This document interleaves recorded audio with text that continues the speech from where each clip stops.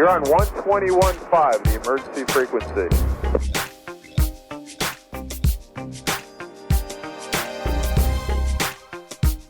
Welcome to the 21.5 Show, a podcast for professional pilots by professional pilots. Join Dylan and Max, both with experience in flight instruction, the airlines, and business aviation, as they talk to a variety of industry experts, share stories, and have a little fun along the way.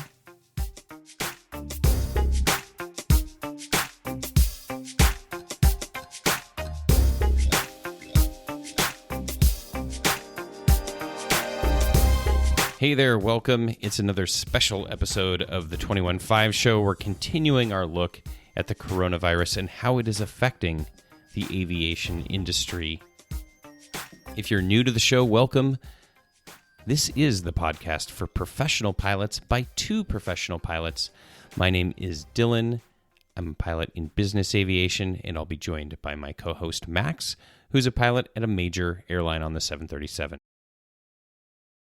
Today's guests are James Onieal and Jason from Raven Career Development. We will all be discussing the latest news in the aviation industry, and then more importantly, giving some advice to all professional pilots out there, especially those that might be looking at a layoff or a furlough.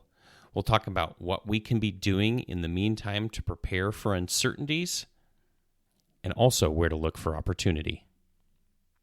Then my wife, Lindsey, who's a pharmacist, will join us. She's got some recommendations on medicines and supplements that all pilots should be packing on their trips to help keep them healthy while they are not social distancing and exposed to the general public while in those airline terminals. All right, well, before we bring in James and Jason, we want to recognize our sponsor, Harvey Watt Insurance. As many of you know, they are the largest provider of loss of medical insurance to professional pilots. They insure over 75,000 pilots. But did you know they also provide life insurance to pilots and their spouses? If you're a pilot and you fly GA on the side, you may have discovered it's pretty difficult to get life insurance coverage from most carriers. Often they will have exclusions. You don't have to worry about any of those exclusions at Harvey Watt. The only exclusion they have is for suicide, and they remove that after 2 years. If you visit harveywatt.com, you can get all the information.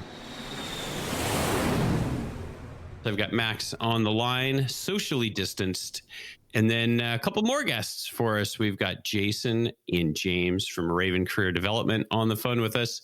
Guys, welcome to the show. Thank you for having us. Yeah, it's great to be here, guys. Thanks.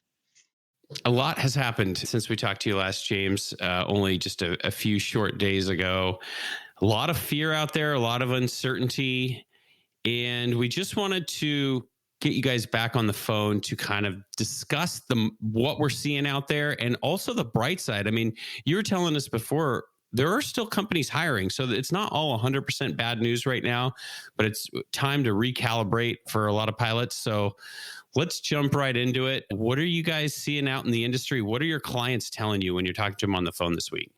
There definitely is both good and bad news. I think the complexity is the quantity of bad news, and the speed with which that bad news is changing is both overwhelming and making this borderline kind of a disaster for a lot of folks.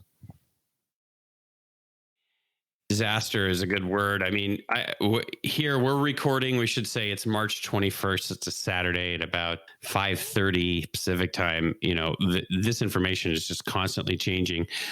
Did you guys see the letter that Airlines for America, the trade association, just sent to Congress, a $29 billion bailout? Jason and I were talking about this earlier today and kind of going through. It was funny. I asked Jason, I said, hey, look, let's go through just kind of what's come out this week, because there's been so much bad news. I can't even keep up with what's actually accurate at this point. And I just have a couple of things that I wrote down on our conversation. We've gone ATC 0, meaning inability to provide services, at Las Vegas, Indianapolis Center, Midway, and JFK just this week. Would not be surprised as that starts to kind of cascade across the U.S. Delta and American have announced increased fleet groundings. TSA Airlines and Compass Airlines have accelerated their closing. Silver Airways has gone out of business. Oh, really? I didn't see that one. And GoJet Airlines released an LOA that basically called for reduction in pay on a monthly basis, minimum guarantee. I think it was 54 hours. I might be wrong on that, but I believe it was 54 hours. And the email that came out was with very little warning and basically said, hey, listen, vote yes, or we furlough 40% of the company. Now, we are going to see that start to expand out. One of the complicated aspects of this is that when the music stops, it doesn't slow and then stop. It just stops. And so I think that kind of parlays pretty nice into the conversation about what does it mean for the Airlines for America request for this bailout, which basically spans across a number of different carriers with different varying degrees of effect. Yeah, I think what's interesting in the paragraph there, it's in the last sentence in all bold says, unless worker payroll protection grants are passed immediately, many of us will be forced to take draconian measures such as furloughs. I mean, making it crystal clear what the threat is, I suppose. Yeah, and Jason and I were talking about this a little bit earlier, and I'll see if he can kind of expand on it because we're still in the early processes of putting the information together. We have a couple folks on staff that have been through 2001 and 2008. And there's a lot of similarities here that I'd kind of like to touch on. But Jason, can you kind of talk about some of the research you were doing earlier about kind of how the layoffs worked in 2001 and in 2008? I know it's not complete, but just kind of a broad overview. Yeah, let me pull up the one article that kind of stood out to me. And it was a Wall Street Journal article from June 24th, 2008. I myself was furloughed in 2008 and at my first airline. So I can certainly relate to a lot of the fears that the pilots, especially at the regional level, are feeling and the bottom seniority list at mainline carriers.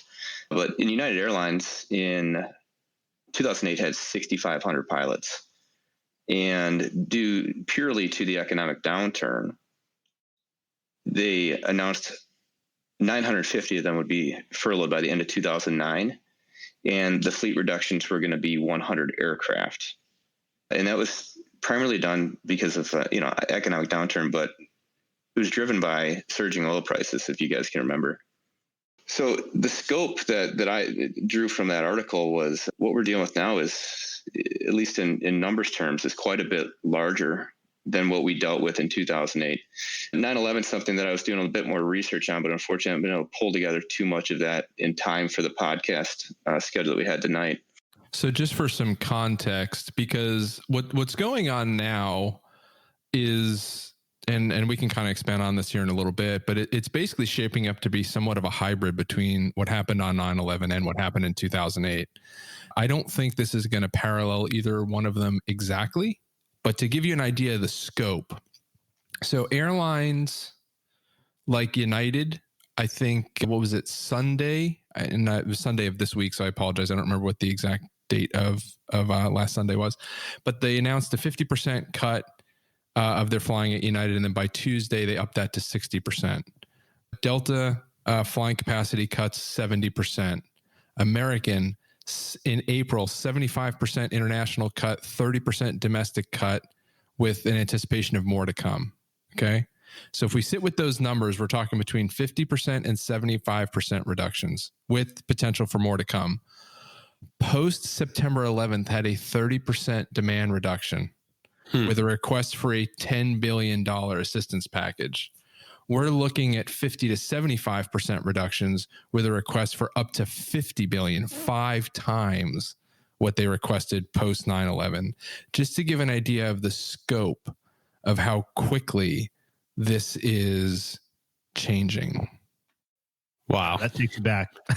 When you put it in that kind of perspective, it really takes you back to like, this is serious business. And the thing is that it could be longer lasting than all of that, because a domestic travel ban is still on the table for everybody, I think. And I mean, we could literally stop flying, or as a lot of the epidemiologists and stuff that have said, I mean, this thing takes months to run its course. So, and to give some context, a lot of folks are struggling with what's going on right now. And the main topic is actually the coronavirus. And I would argue that that is a portion of it, but that there's a much broader problem that we're dealing with. So a lot of things that I've seen out on the internet are folks are saying, hey, if you take a look at the amount of people that died from coronavirus and you compare that to the amount of people that have died in car crashes this year, right? The numbers, they're not even close. And the problem is that's a bit of a false comparison. And the reason why that's a false comparison is because it assumes that we operate logically. So if I were to flip that around, right? And we were to, somebody random off the street walked up to a first responder after 9/11 and said, I really don't understand what the problem is. If you compare the amount of people that died on 9/11 to the amount of car crashes per year, I mean, it's pales in comparison, right? That would be absurd if somebody ever said that.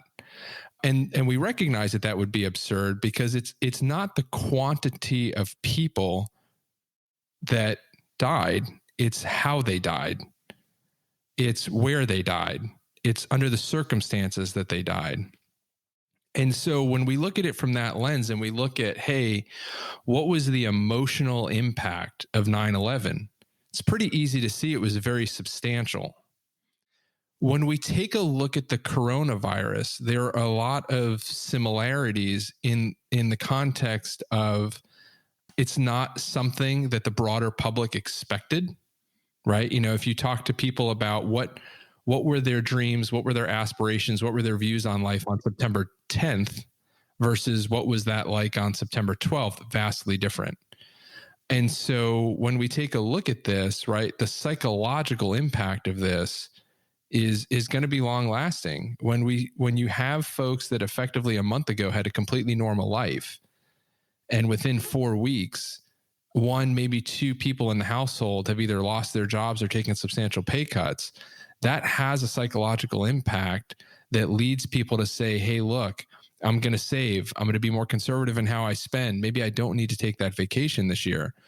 And so long after we make it through the coronavirus, and there are some different difficulties that we're going to overcome with that, while at least based on what I've seen, and I know a lot of it's conjecture, is that, about 80% of the people that get infected will likely have either mild or no symptoms. But there's 20% that if they get infected, will actually have very severe symptoms. And so when we have gotten through the peak of whatever the coronavirus looks like, right, there's going to be other psychological and emotional components that we're going to have to tend to before life starts to get to normal. And right now, we don't know how long that's going to last or what that's going to look like. That's what's so crazy about this situation is watching these airlines try and contemplate all of that and make a business plan to go forward, because they can say, oh, it's this reduction for this until this date. But I mean, to me, it's just all seems like a guess. I can't really take any of those facts and figures seriously yet. Obviously, yes, they're going to have to reduce flying, but to say when they're going to resume or anything like that at this point, yeah, there's no way to know. There's no way. And I would argue that focusing on how long this is going to last or what this is going to look like will borderline drive you mad. Yeah. And that's why, and Jason and I we were just doing a coaching call here about an hour ago with somebody that has two promising options on the table. Jason's been doing interview prep with a number of folks this week with interviews lined up at different places. But fundamentally, what we're looking at is how are we going to work our way through this so that we don't hurt each other in the process and put ourselves in a position to pick up the pieces when this is over, because it is going to end. And there will be discomfort through the process. And during that, it's going to be a combination of making sure we ourselves are taken care of, right? So our own personal physical safety, health, also our financial and emotional safety. But then kind of how are we going to do that for the folks that we're connected with, which is, if you remember last time we were talking about some of that, why people are warmed up to networking, because everybody's in a pretty uncertain situation right now. I've had a number of friends and clients that I haven't spoke to within the past 2 or 3 years reach out. And it's been incredibly nice to catch up with folks because everyone's been receptive to talking and helping each other out, because nobody knows who's in a stable position and who's not. Yeah. That's the understatement of the year.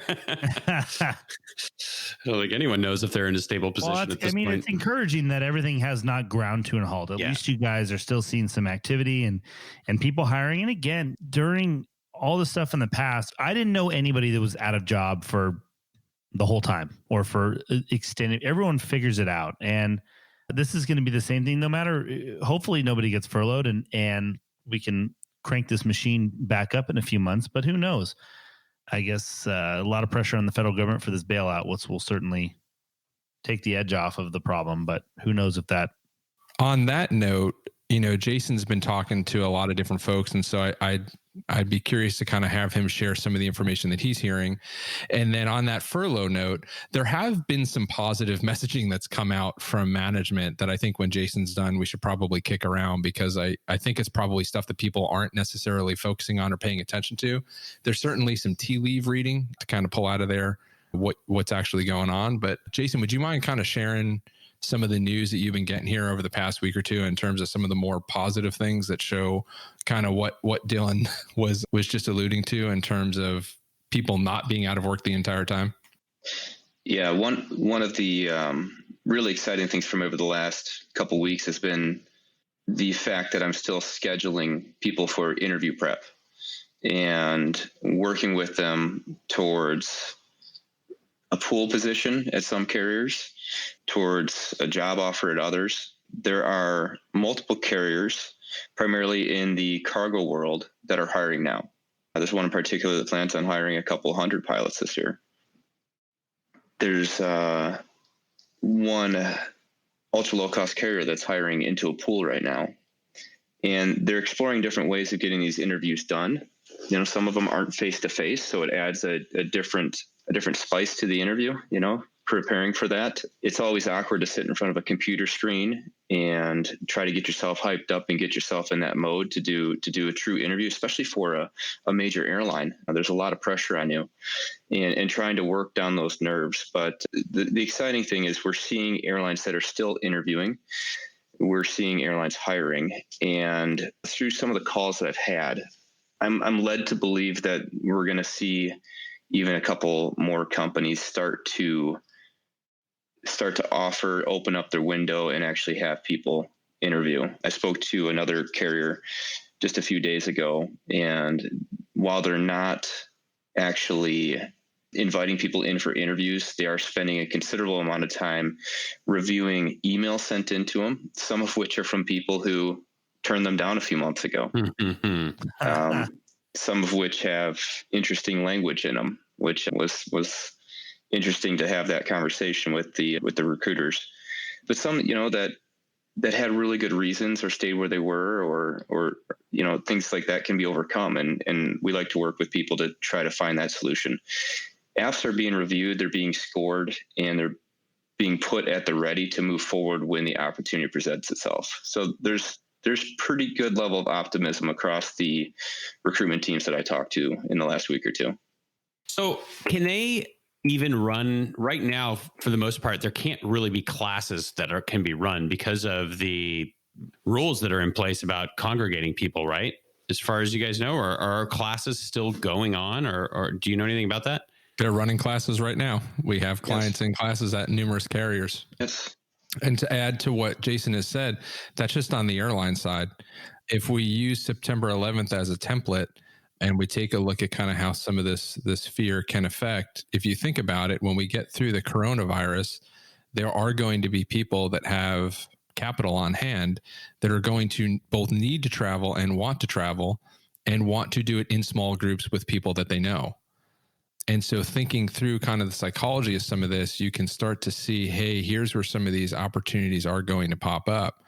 But training centers are open. They are still putting people through class. We have, like I said, we have some folks in class now.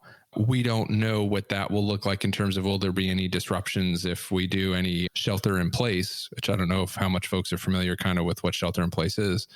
But once again, those are disruptions, where maybe you extend out how long it takes for you to get into the sim. One of the other things that I'll be curious about is, do they gain authorization to do remote training so they don't have to stop systems or in dock? They can keep, because when this ends, you really don't, it is not beneficial for any carrier to have a bunch of disqualified pilots sitting around the country. So, a number of the carriers are struggling with folks that are having trouble getting medicals. AMEs they're just not doing them in certain places. Having trouble getting landing currency. When you ground, when you suspend basically 95% of your international flying, like United has, it can start to get very difficult to keep people current. If you have to start parking airplanes due to maintenance issues, if you're doing capital preservation, which a lot of these airlines are doing, once again, currency becomes an issue. So I would expect to see some creative solutions coming out in terms of remote training and expedited short courses or extensions for currency, instead of having a 90-day currency, maybe 180. And that this is complete conjecture, right? It depends on how many people are grounded and what issues you run into with that. But the airlines are infrastructure. I know folks tend to think about it like, hey, I use them to go to Disney, and that is true, right? Large quantities of what moves in our economy moves via shipping and air freight. If you shut either one of those down, you're shutting down infrastructure. So everyone's heavily invested in making sure that gets back up and running. That's a good point.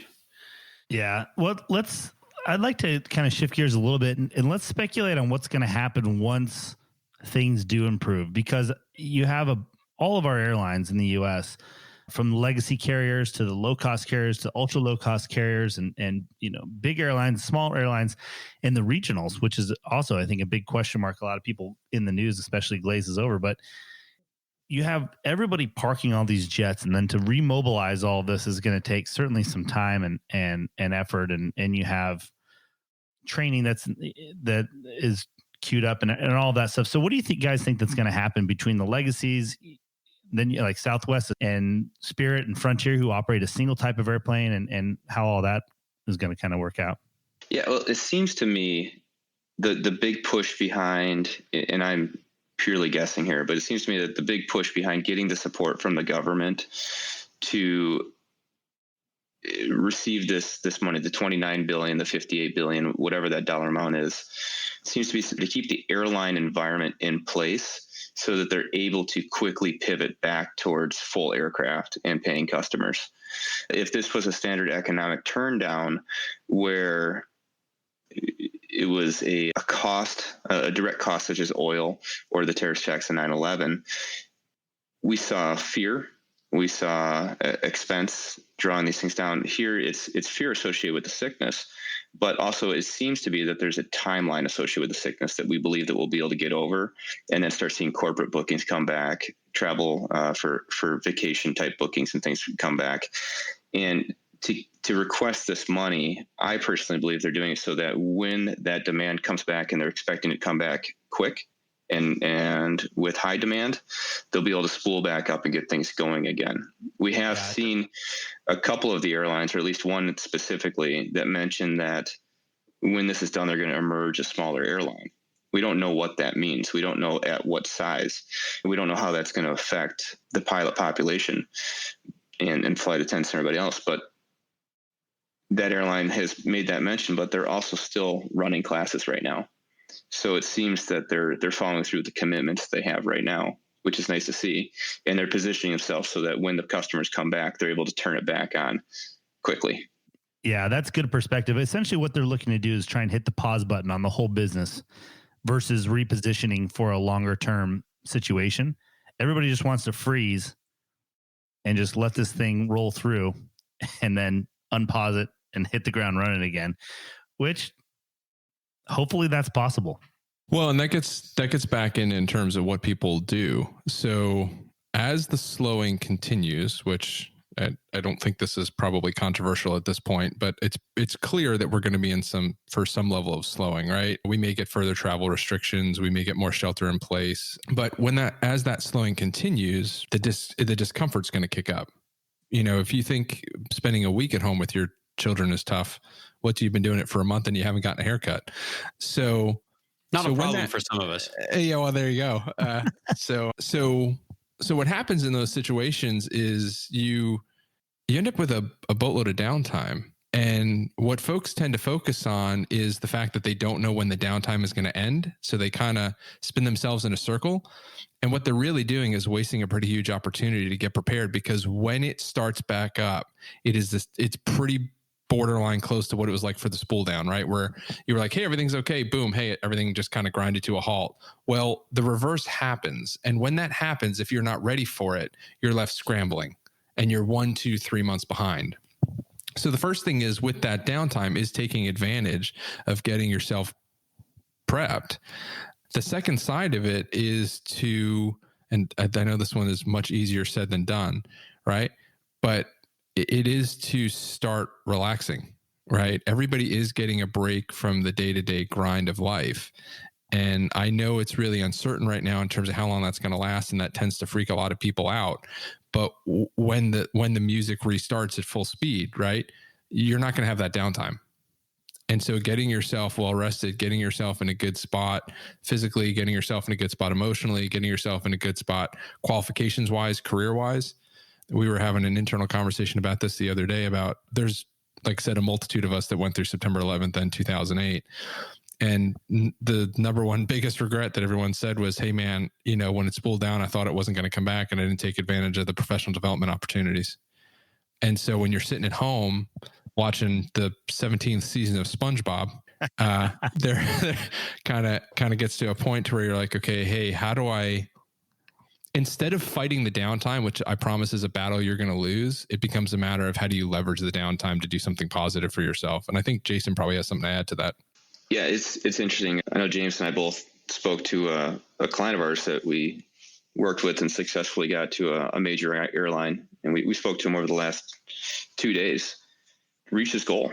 He's at a legacy airline. He's extremely excited to be there, and everything was chugging along just fine. And now all of a sudden this stopped. So he reached back out to us and immediately said, what kind of things should I be doing to prepare myself if a furlough does come, right? What kind of networking opportunities are there available? How can you help with that? I'd like an update on my resume. And I did a follow-up call with him today, and he's in a good place and feeling all right. But James worked with him specifically yesterday on arranging the services and getting that all set up. And, we're going to move forward with improving communication amongst his peers and getting everything in a position and developing a plan for if the furloughs come. How do you quickly and concisely get yourself into a position where you have potentially another interview lined up, you're prepared for that, and you're ready to go with it if you need to. And the other thing I don't think you can discount is how that makes you feel when there's all this uncertainty and you're not really sure what's going on or what to expect. If you do something and you feel like you've done something productive to help further your career, whether or not what's the worst case that happens? You caught up your logbook again after you got that job and you slacked for the last 6 or 8 or 10, 12 months. 15 years in my part. Yeah, right. Trust me, I was in a similar spot. But at least you're doing something, and it does help with morale. Just like you can't stay in your house all day. You have to go outside and take a walk or go on a bike ride or do something. And I think the best thing to do is to schedule that into your day. Say, okay, I'm going to spend whatever it is, an hour on professional development and what I can do to prepare. And whether that's, if you're like me, you're recently out of the corporate world, and who knows, if I get laid off, I have some good type ratings and stuff. So you go back and leverage those and renew those contacts that you had in corporate, see what's going on there. That way you know who to call first. One thing to understand too, for the pilots that are looking at job loss, furlough, taking leaves of absences, things like that. We did a coaching call earlier today with somebody who is not affected by any of this. He's got a great job. He's in a good position, and unfortunately for him, as he was looking to make a transition to a job at one of these companies, two of these companies actually that are hiring, he kind of got caught in all this whirlwind. So he still has this going forward, but what he has available to him is a really secure position where he's very comfortable, and he's going to be interviewing with people that might be looking at one of these companies as something that was maybe a secondary option. Landing pad. Be a landing pad, something temporary, somewhere to go to build experience. And if I get stuck there, that's okay. Kind of a job. And unfortunately, some people look that way, and they've turned down opportunities with these positions. So we do have clients, one that I coached yesterday and one that we coach today, that are in these positions. And I think it's important to understand that when you're one of the pilots that might be getting affected by an involuntary, job loss, that you are competing with people that still have these interviews lined up, and they are working hard to get to that goal line, and making sure that your messaging is proper too. There's work that can be done to make sure that you're going in there and you're giving it your best chance. So let's shift gears a little bit and talk about business aviation pilots. We've been talking so much about the airlines and furloughs and things like that.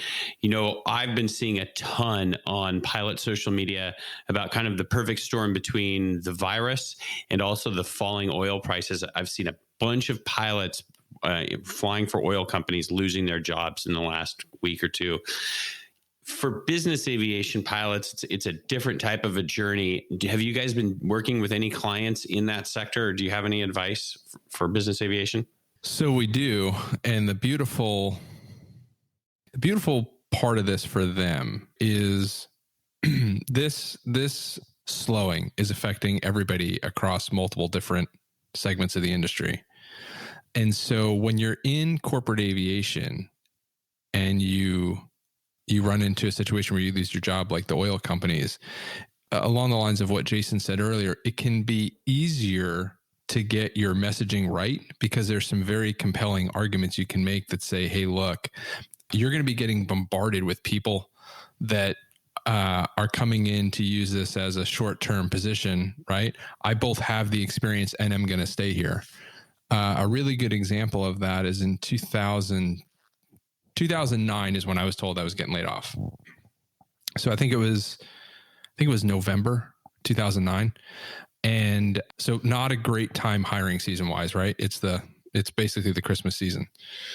And so there were a whole bunch of other folks that were getting laid off. And because I had started prepping, you could see the writing on the wall, right? We weren't flying airplanes. We were sitting on the ground, a lot of bad news coming out.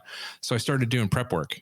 Started getting resumes together, started getting my network warmed up, and I got some leads on some jobs. And I remember one in particular, a guy put a job up on the internet, and he put in big, bold letters, "Do not call." So what did I do? Called him, and I got him on the phone. And he put I think it was an email address or a fax number. I can't remember to send the resumes to. And so I got him on the phone, had a conversation. They were so overwhelmed with people applying for the job that by the time I got off the phone with them 20 minutes later, when I went to go look online for the job, it was already pulled down. All the resumes that were emailed in, they threw in the garbage and brought me and one other guy in for an interview. And so when we get into these situations where you have more people searching for positions than there might be jobs, there's some very interesting techniques that you can use to move yourself up the pile significantly more quickly than you could in an up market, which I know sounds counterintuitive, but it becomes easier to penetrate the noise if you have a genuine, authentic way of communicating why you're doing what you're doing. And I don't mean that in the cheesy sense of the word. I mean that in the no BS. Hey, I'm here. I'm going to give you down and dirty why I'm doing what I'm doing. And people respond to it quite well. Yeah, it makes sense. So when we interviewed you a while ago, James, and we were talking about salary negotiation, you were talking about torching the relationship, and you have to be really careful. It's a dance that you do. And I think we've started to see that here in Scottsdale, at least in this market, where people were just driving the salaries up and up and up, and maybe left a bad taste in operators' mouth here in the local area. And now all of a sudden the shoe is on the other foot. I think it's going to be a painful learning experience for people that haven't maybe been in the industry very long. Do employers forget about that kind of stuff, or is that going to come back and haunt you later? it's kind of a double-edged sword. So if you were the one that did the negotiation with the employer and now you're coming back to them, that's one thing.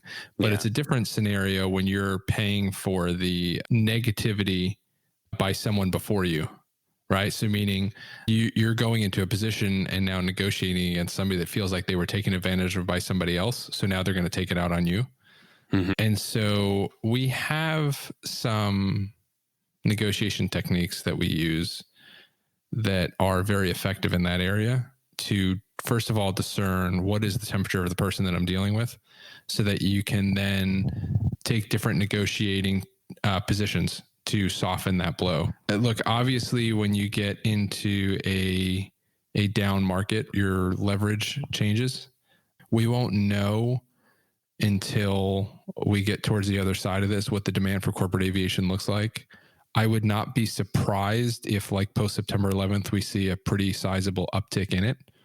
And so it will just depend on what you're bringing to the table in terms of previous experience, type ratings, currency, so on and so forth, on how that looks. But yeah, the first part of negotiation is actually information gathering. It's not posturing. So you have to make yourself as non-threatening as possible, so that you can start to pull the information out of the person. And then what we do is help folks kind of discern what does that information mean, and then how do you start to take on different negotiating postures to work with that, as opposed to inciting anger or rage and having someone take it out on you in terms of salary.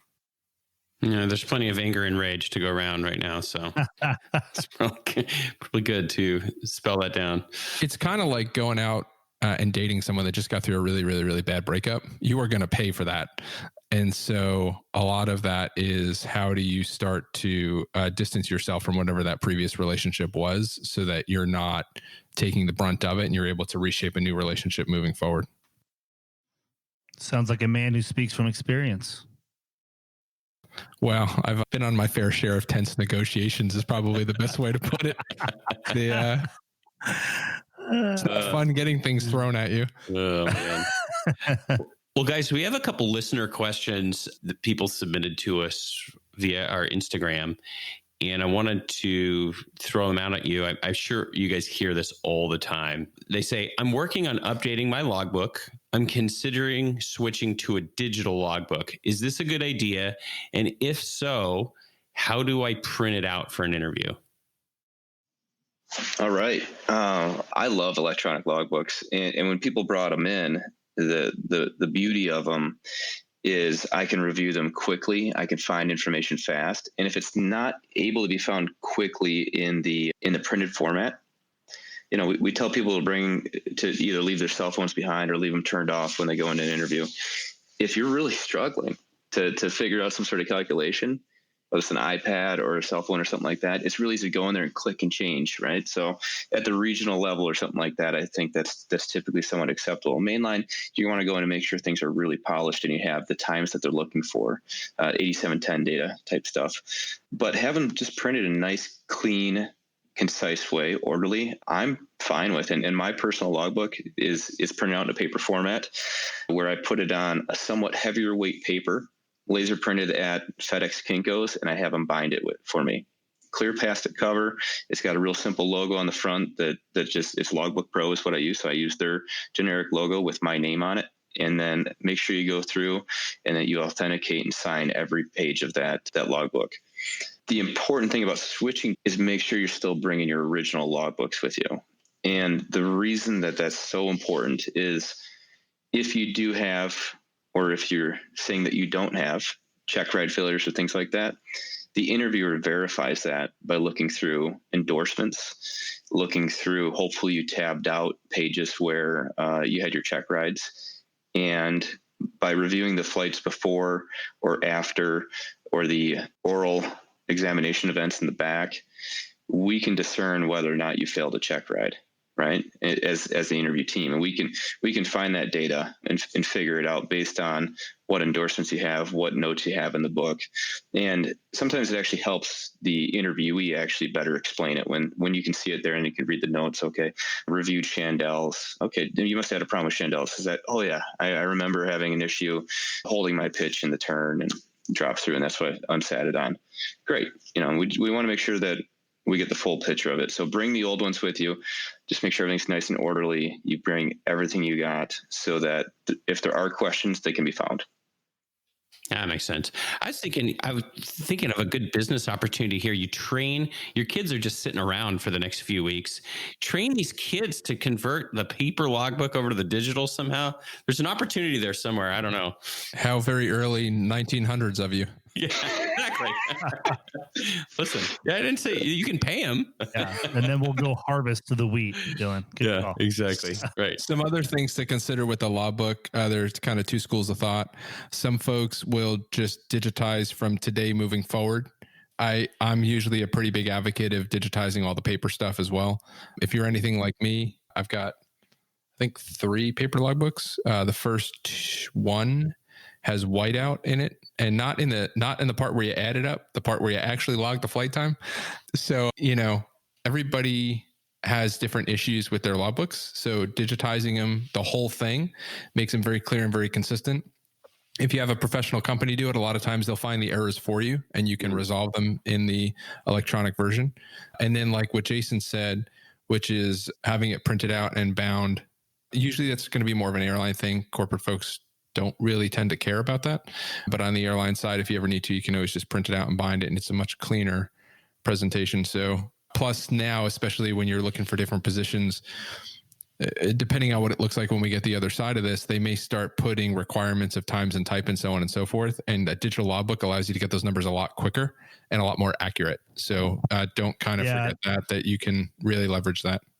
That was going to be my point. It depends on where you made the transition to, I think, from paper to electronic. If you have a bunch of different types in there, and some airlines want to know how many landings you have had in each type, day and night, and things like that are really hard to extrapolate out of a paper logbook. But if you did all of your flight instructing, and in my case, I had done all my flight instructing and time building and went to the regional airline, and then I stopped there. So I had one jet type and then all smaller planes, and then I transitioned to electronic. And at that point, I just carried it forward because I didn't have all these separate types and all that stuff. But I think, to James's point, if you do, a lot of airlines want to see that broken out, and it gets pretty cumbersome.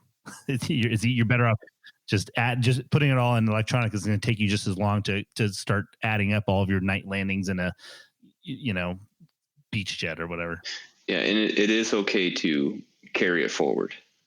You don't have to bring it all in. I recommend it. It's nice to have it because it will find the errors, but it's okay to put a single block in for, say, each type, each aircraft, and then to completely fill out all the columns for that and move on to another aircraft type. When I was switching over from paper to my digital a while ago, I don't know, I must have been in a dark place. I was a first officer at American Eagle. There was like no hope of advancing or anything. And I was all I would do is write in 4-day trip, Los Angeles, 24 hours or whatever. That was it. For like a couple months. And I looked at this, I'm like, this must have been a dark time. I one-lined in an entire year of flying for 4 years. Yeah. So, it was when the company had records for me, but, I can say, I think I digitized my logbooks as like a year or two ago, because once again, it was about 10 or 12 years. I hadn't logged an hour of flight time. Oh man. And it was interesting finding the errors and getting those resolved. Looks a lot cleaner. It's a lot easier to get the information. I stupidly thought that I'm like, oh, okay, well, if I log 10 lines per day every day, it'll take me X amount of months to go do this. Yeah, I did that for, I think, a day and a half, and then went, you know what? Or I could just pay somebody else to do it for me. There's going to be a lot. I'm telling you that, or there's going to be a lot of flight instructors out there that are looking for side hustles right now that probably won't make as many mistakes. There's a lot of opportunities in this downturn. Right. So here's another listener question we got, and we kind of touched on this already a little bit. He says, I turned down a regional airline for a different job opportunity, which has now disappeared. How should I approach the company that I turned down to see if I can re-interview?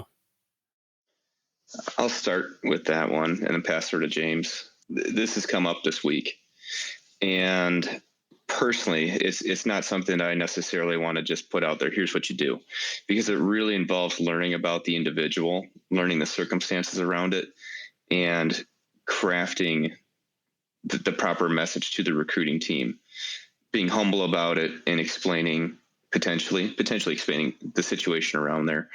This is not just something that's happened at the regional level. Through the conversations I've had this week, it's happened at some cargo carriers, some major airlines as well. And it can be handled well, and it can be handled extremely poorly. And I got a little insight into a couple extremely poorly done ones, which I think will always stay with the people who read those emails. To kind of dovetail off what Jason said, it is very much an individual process on how, because we actually write it for the folks. And so we usually have to do about a 20 or 30 minute interview first, just to kind of get the exact details, because there are some very specific ways to write the letter that will trigger certain psychological responses in the person reading it that gets a dramatically higher percentage of you getting a positive result.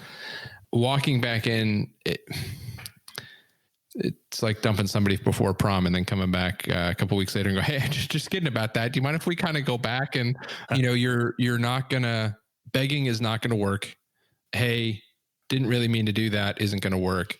And so the complicated part of it is we do have to get some very specific information from the individual on who did they talk to, what did they talk to them about, what are the interactions like, what was said previously, and then what we can do is write the response based off that to offset any of the negatives. But it can be done. And in this case, it's the earlier you start working on it, the better it works. But you can go back. It is possible.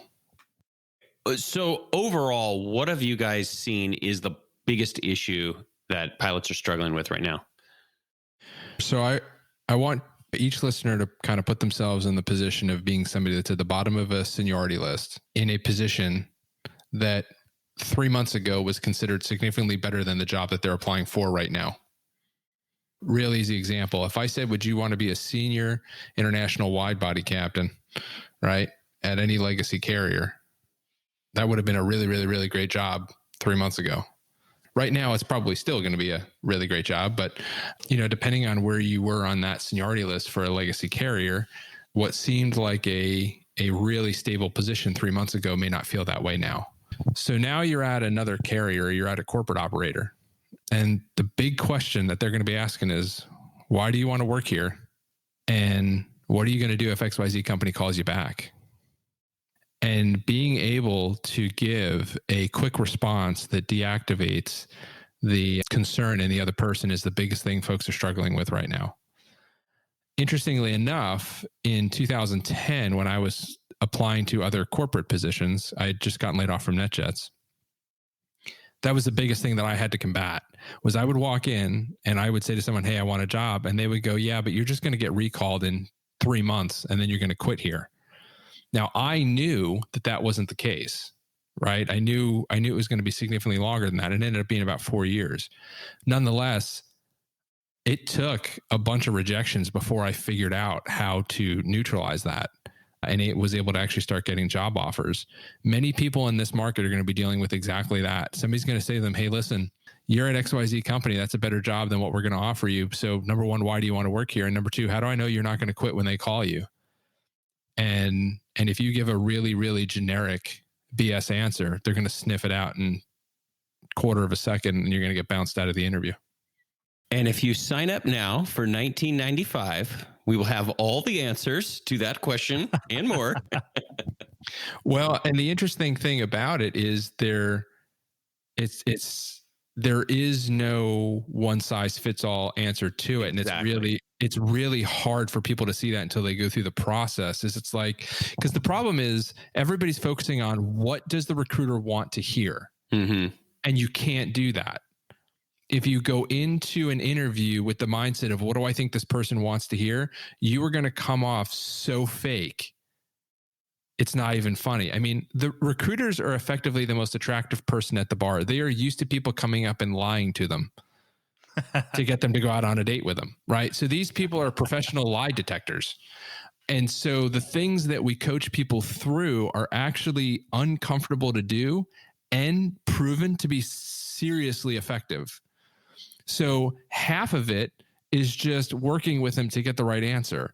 The second half of it is getting them confident that it's actually going to work and explaining why it's going to work and how it's going to work. And so there's a lot more work that goes into it than people realize, but no two people walk in with the same answer. It is not a one size fits all. It is not, hey, what does this person wants to hear? This is very much what's going to cut through the BS and what's going to work. That's why we try to gather as much information on the initial call when you speak to us, so that we can find the proper advisor on the team to work with you towards those goals, and the person that's going to help shape those answers appropriately for you. It's all one-on-one. It's highly individualized. It's every single day, every single call, every client I work with, it's a different circumstance. Yeah. That's the way it's got to be. I think that's really good. It's funny when we're done how much people laugh at how simple it is once they understand how it works. It just takes a little while to get there.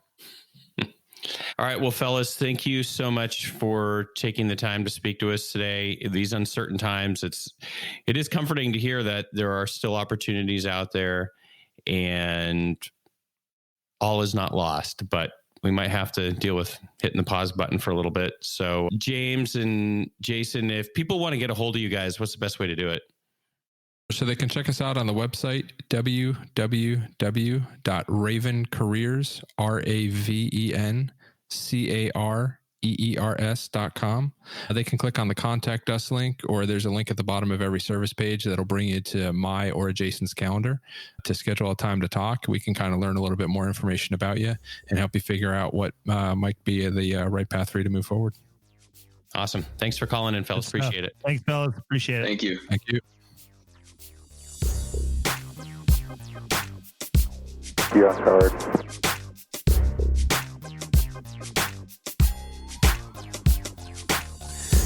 Well, it's been a crazy week of new things, especially for the 21.5 podcast.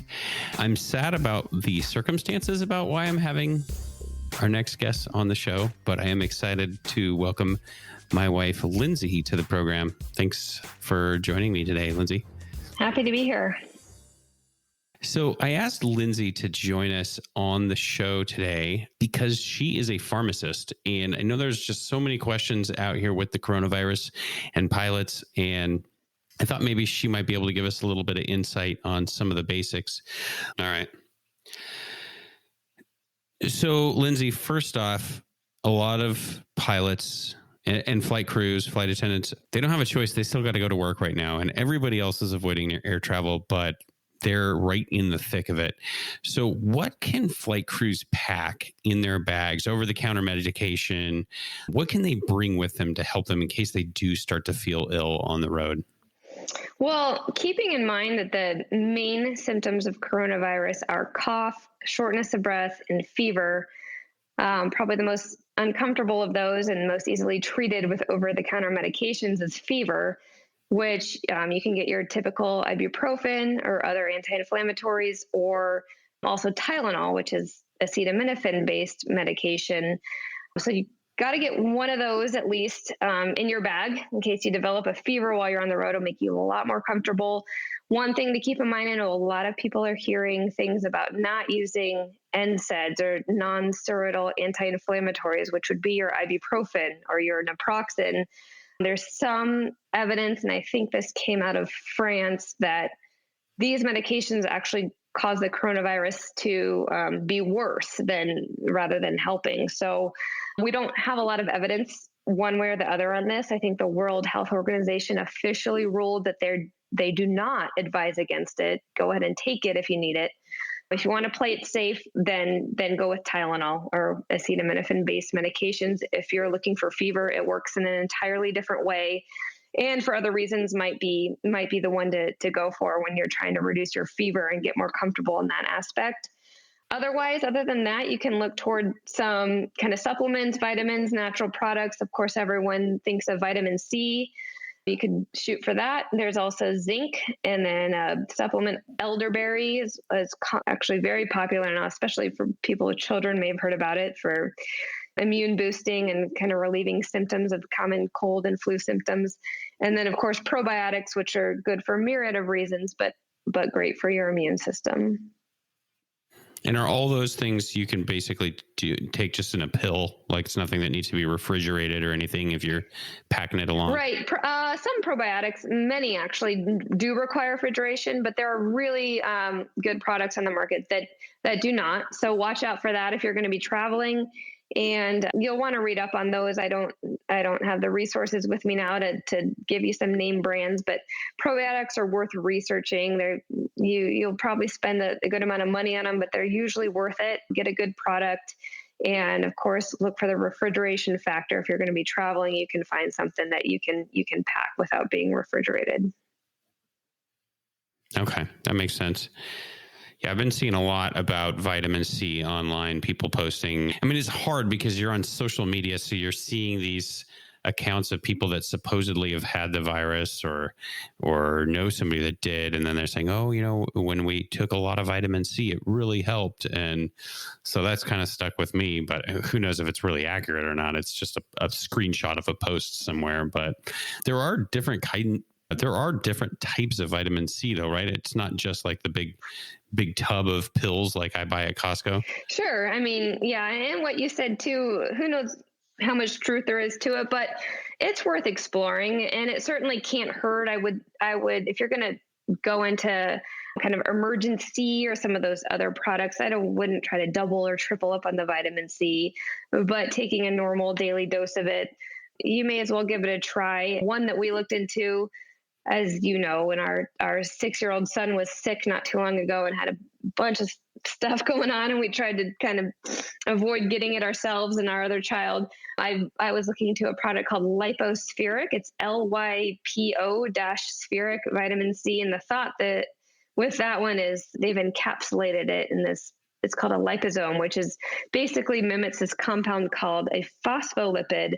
This is what human cells are made out of. So the thought is that it is more easily absorbed into the cell to do its job and to really help. There's other kind of, I guess, prescription medications that aren't so easily absorbed that kind of mimic this as well. So I'm sure where they got that from. I haven't seen any scientific evidence one way or the other on this, but from what I know of other medications, it can hold water, and why not give it a try? So that's just one thing that we were looking at in our own house and something to consider for others. I don't think it's real readily available as with anything else that people are hoarding for the coronavirus right now, but worth a search if you get a chance. Lipospheric vitamin C. Awesome. Yeah, I'm looking forward to actually trying that. I looked it up on Amazon. I think we bought it for like $20 and now the price is like $40. So it's just like everything else. It's up there with toilet paper and hand sanitizer. Yeah, exactly. Hand sanitizer, of course, is a hot topic right now. No one can get a hold of it. And we've heard different stories about people making it at home, and distilleries are changing over from doing vodka to hand sanitizer. Is there an easy way? I mean, you're a compounding pharmacist. You make drugs. Like, is it easy to make hand sanitizer at home? Is that something we could start doing to bring on trips? Kind of. I mean, I don't have a recipe for you. I haven't actually really looked into it at all. It's like 80% ethanol is what you need to kill the germs. And I imagine you can do a quick Google search and maybe find something that's helpful, or maybe not. What I do know is that with the shortage of the hand sanitizer, the FDA is approved for compounding pharmacists to go ahead and make this in their labs. And of course, with some stipulations, they have to use USP ingredients, which, they have to meet a certain standard consistent with the World Health Organization recommendations. They can't add any other active or inactive ingredients to these compounds. So with that kind of coming out in the last, I don't know when that came out, maybe in the last week or two, it might be more available in kind of a different format than what you're used to picking up from Walmart or Walgreens or wherever else. But that's one thing that the FDA has done to make it more available for people who need it. But another thing I want to add too with that is hand sanitizer is great, especially for pilots. You're on the go, you're in and out of the cockpit, you're around a ton of people in the airport. great. Do what you need to do to kill those germs and stay safe. But if you can, just wash your hands. There's some evidence on hand sanitizer promoting bacterial resistance, which we don't want. And it's really bad. And this is not the time to get into it, but please, if you can, just use soap and water and wash your hands. But in this day and age, you need hand sanitizer and do what you need to do to get your hands on it. Last question, I'll get you out on this. And I know everybody's talking about the cure for the virus. How quick do you think we could expect some type of vaccine for this? Have you seen any news on this? There's a lot of news on this, and I will keep it brief. I'll speak to the vaccine first because that's kind of quick. So a lot of research and development has gone into vaccine already, and it's actually pretty remarkable how quickly they've come up with a model and started manufacturing it. The first human test dose was injected this past week. So that's great news. But that being said, it takes months and months of clinical trials to ensure that this is safe and effective, which needs to happen before we can proceed at all. And I'm hearing probably 12 months before we have a vaccine. And then in terms of treatment, I'm sure everyone's heard about the hydroxychloroquine or chloroquine out there. Yeah, that was my next question. Yeah, so it's showing a lot of promise. I've read a lot about it. I don't want to take forever on it. I'm trying to keep my audience in mind here, but the FDA's they have got a responsibility to ensure that whatever they approve is safe and effective. We've seen this used in other countries. It is showing a lot of promise, especially in combination with azithromycin, which everyone probably knows as Z-Pak. It's an antibiotic, which somehow shows some antiviral activity. And it's just been very small kind of case-based incidences where we've seen it. We haven't seen any large randomized blinded clinical trials, which take a long time and a lot of people. And that's what we base our evidence on when we take drugs to full approval through the FDA. Now, not to say, certainly they will do what they can to fast track this. And will be cases of compassionate use or off-label use of hydroxychloroquine, which is certainly legal and happens a lot. It's when there's really nothing else left to do, and doctors will use it in patients before it's fully approved by the FDA. So it's not that they won't use it, but it won't gain full approval immediately, as some people hope it will. And there's another antiviral, I think it's remdesivir. I don't even know if I'm saying that right, but was developed as treatment for the Ebola virus, which actually still remains in the clinical study stages only for that purpose too. But that's showing some promise as well. So there's been some progress. These types of things take a lot more time than I think people realize, though, and it'll be kind of a step-by-step and kind of compassionate use thing until we know a lot more about how they're going to work. Yeah, that makes sense. I guess we're all just hoping that the magical silver bullet will emerge here in the next week or two, but it's pretty unlikely that's really going to happen, isn't it? It is. And that's just not how medicine works. I think it seems like that for some things, but the silver bullet always comes with side effects and populations, people that can't use it for whatever reason and whatnot. And I don't want to dash anyone's hopes. There's some great stuff coming through, and it's really exciting, and it'll probably do a lot of good, but we can't jump the gun on this. We need to make sure that what we put out to the public is going to be safe and also effective. Like I mentioned before, it's kind of the duty of the FDA, and I don't doubt that they're working hard to do what they can to help out. All right, Lindsey. Well, thank you so much for taking the time to join us. Lindsey, along with being a pharmacist and a mother and many other things, she is our social media manager. So she's responsible for all of the cool graphics and images that we post online. So thank you for doing all that. And you even designed our t-shirts. We've got a lot of cool stuff that you're responsible for. And of course, the website. So thank you for what you do for the podcast. And if we've got any listeners that have any questions for Lindsey, you can shoot us an email. It's info@215podcast.com. If you have any questions about medicine you want to pack on your trip or anything like that, she'll be happy to answer for you. What is the hourly rate for a pharmacist now? What do you charge? How does that work? At least $1 million an hour, but I haven't looked into it. All right. Okay. All right. Well, thanks for taking the time, Lindsey. Appreciate You bet. it. Thank you.